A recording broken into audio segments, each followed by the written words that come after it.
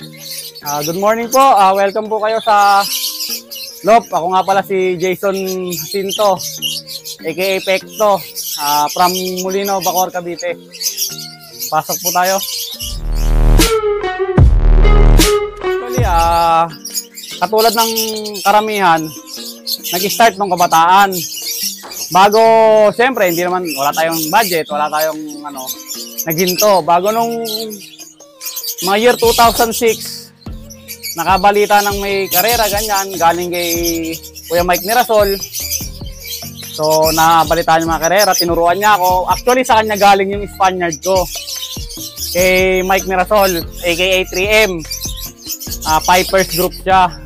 Tapos yung Spaniard, galing naman sa kumpare niya sa Canada, kay Sir Gardy Gamboa.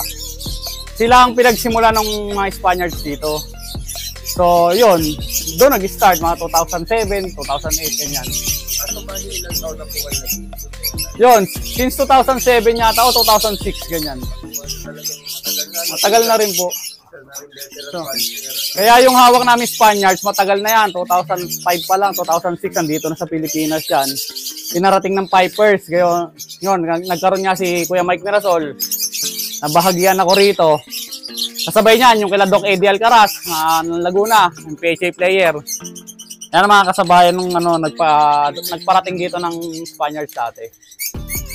Talagang yun na din talaga yung napaikot mo ngayon dito. Opo, bali nung nahawakan ko kasi dati ang Spaniards, syempre hindi ko pa naman susubukan.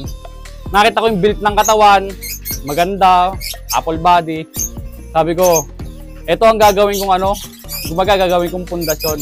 Hanggang sa unang subo ko ng 2007, 2008, nanalo naman agad. So, yun yung mga anak, pinarami ko, sila. Yung in-breed ko. Kaya halos lahat ng breeding ko, lahat may pasok ng Spaniards. Sa ngayon, marami rin po. Ang ginagawa ko, pinangbabangga ko, katulad nito, bigay sa akin ni Sir JMT.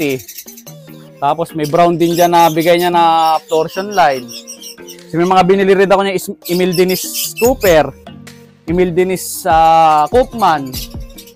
Meron din ako SBR Ganus. Mga pinangko-cross ko siya. So, bali, doon pa rin talaga mapapapagod. Oo, lahat nakakross sa Spaniards talaga.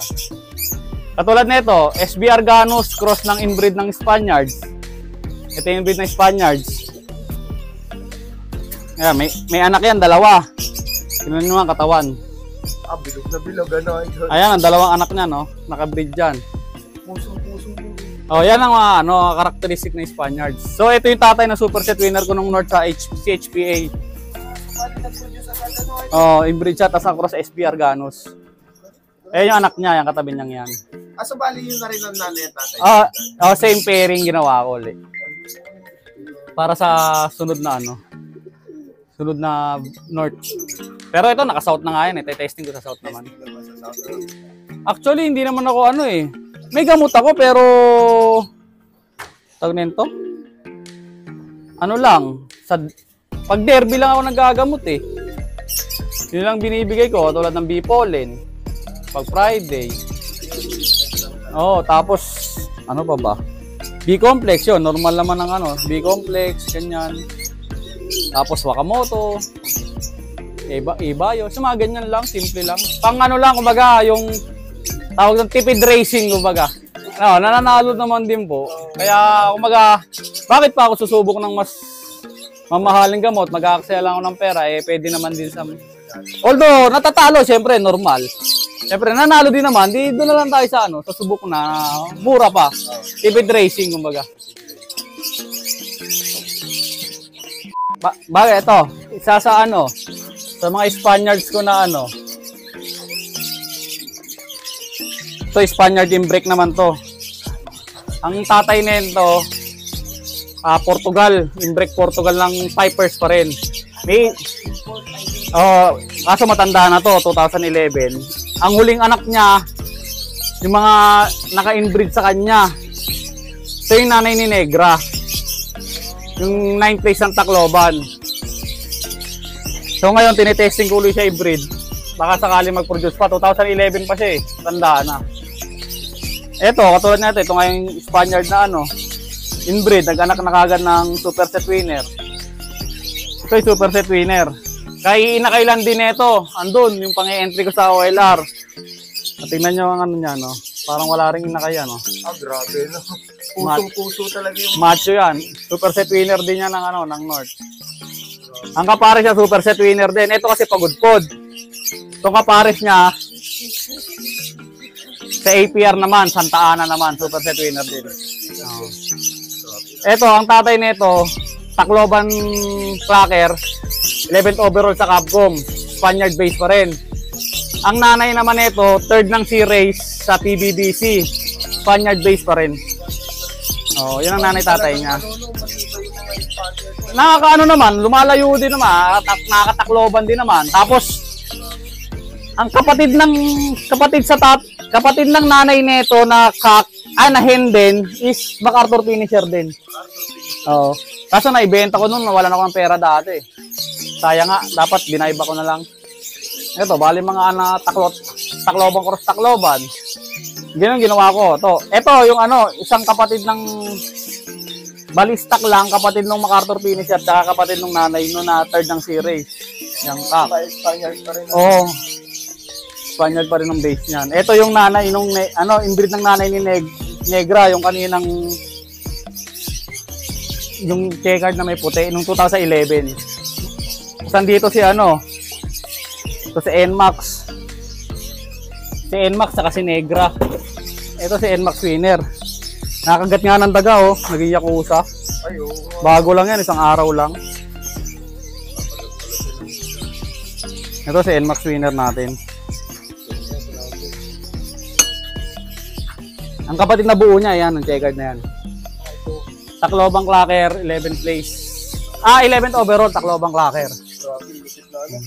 So, bali yan, idol, Spaniard pa rin. Oh, Spaniard base pa rin siya. Kaya pala ganun yung katawan niya. Ayan, oh. Ayan, may inakay din yan, oh. May inakay, pero, grabe. Ayan, katulad yan. Ang mga ano na to eh, Tacloban cross Tacloban na to. Ito, Tacloban 3-1 cross Negra.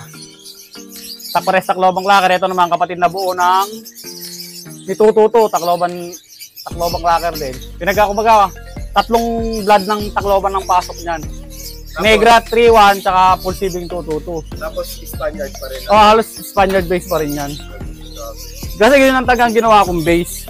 Para ano, para hindi na oo. Ito si Negra. Ito yung ano, 11th place ng Tacloban. Bali, ano naman, Ito yung ano, anak ni Spaniard Inbreak. Mukhang kamukha din niya, ano, idol? 9th place siya naman ng Tacloban. Pinagpares ko doon sa ano, kapares ni Idol, no? kapares ni NMAX. Entry ko sa ano, sa OLR yung mga anak. Testing. Actually, meron akong ano atang nito, yung winning history. Papasa ko sa'yo. May tuloy naman sila hanggang dulo, katulad nito. Nagde-daybird ng Katbalogan. Ay, yun pala, sorry. Tapos ang kapatid niyang isa, third ng Kalbayog. Ano yan? Spaniard naman yan, cross ng Vandenbroek Normals na Judsi. Ay, hindi nakita mo. Oo. Bali, anak ng kapatid niya yung 17 na trophy. Kaso namatay na yung kapatid nila eh. So, 4 na kakang tinabi ko, ginawa kong breeder. So, 17 na trophy yung hinakot ng kapatid niya, idol? Oo, hindi, anak ng kapatid niya. Anak ng kapatid. Oo, yun siya MMFC. Pamangkin niya, oo. Ito, bali ito yung ano. Yung isa pang kapatid niya. Yan. Yung 17 na trophy, yun niregalo ko kay Sir Jason.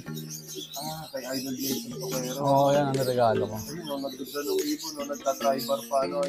Ito naman yung nanay-tatay ng Daybird ng Tacloban. Bukod pa yan sa ano. Buksan natin para makakita mo. Yan ang tatay, Spaniard din yan.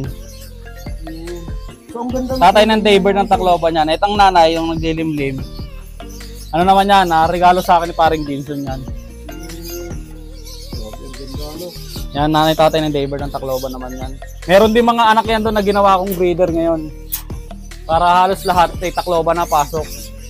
Hindi na biro kasi karera ngayon. Dapat kahit malayo, matulin. Hindi na pwede ngayon yung clock lang ng clock. idol. Masyado nang upgraded ang mga ibon ngayon. Talagang antutulin, ano? Oo, kahit malayo. Kaya kailangan hanggang dulo matulin. Hindi pwedeng hindi pwedeng klak lang ng klak na ano.